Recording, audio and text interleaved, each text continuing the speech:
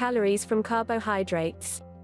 Staples of the keto diet include fish, meat, eggs, dairy, oils, and green veggies.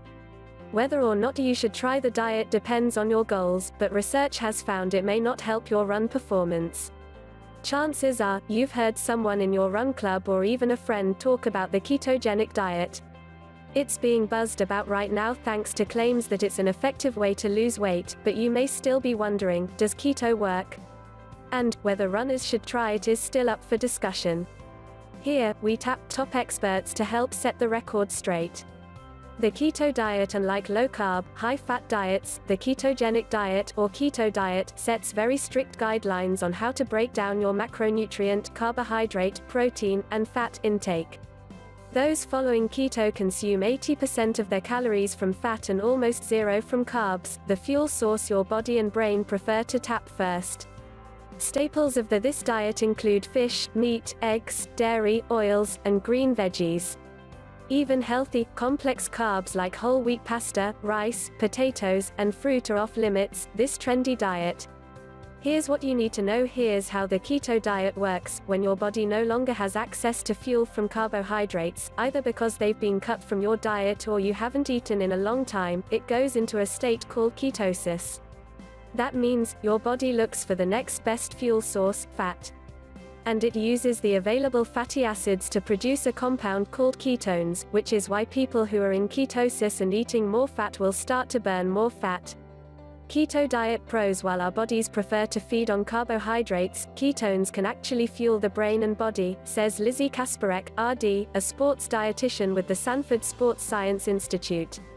So it's not like you're depleting your body in a dangerous way. Advertisement, continue reading below. Being in ketosis does not imply reduced muscle glycogen levels. Over time, the keto-adapted athlete improves his or her ability to burn fat for fuel and still have glycogen available, says Kenneth Ford, PhD, Director and CEO of the Institute for Human and Machine Cognition. The science, but whether runners, specifically, should put their bodies in a state of ketosis depends on your goals. One study of 5 endurance athletes showed that a 10-week keto diet improved the athlete's body composition and well-being but not their performance. In fact, the athletes initially experienced reduced energy levels and an inability to undertake high-intensity bouts of exercise. Another recent study looked at the effects of the keto diet on exercise efficiency in 8 trained athletes. After following the diet, the athletes saw a decline in running speed and power. Running speed at VO2 max declined by 5%. However, both studies were small, and experts acknowledge more research is needed to study keto's full effects. Keto diet cons: there isn't really a lot of good research that shows those people can perform better, and that's really what runners care about, Kasparek says. One reason performance may not be affected, she suggests, is due to ketone measurement.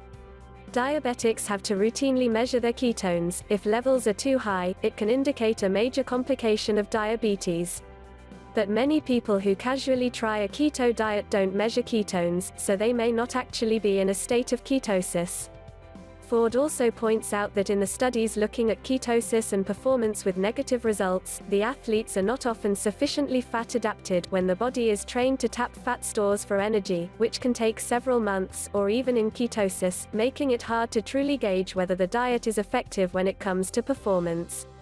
Blast through a series of HIIT sessions to boost running strength and prevent injury with the Iron Strength workout. Runners who may benefit from fat adaptation are those running long distances, like ultramarathons. Once you hit those later miles, 30, 40, and beyond, your body needs to start tapping into fat stores. So if you've done any sort of fat-adapted training, not eating before a morning run, not fueling during an 18-miler, your body can better adjust, Kasparek says. For everyone else, carbs are still probably your best bet, especially if you're running at higher intensities than you would be when running 50 miles at a 15-minute mile pace. When you're running at a lower intensity, you need to burn more fat as fuel, Kasparek explains. But because carbs are the main source of fuel at higher intensities, you may be sacrificing key workouts or your race to follow a certain diet. The bottom line, which brings us back to the main question, does the keto diet work and should you try it?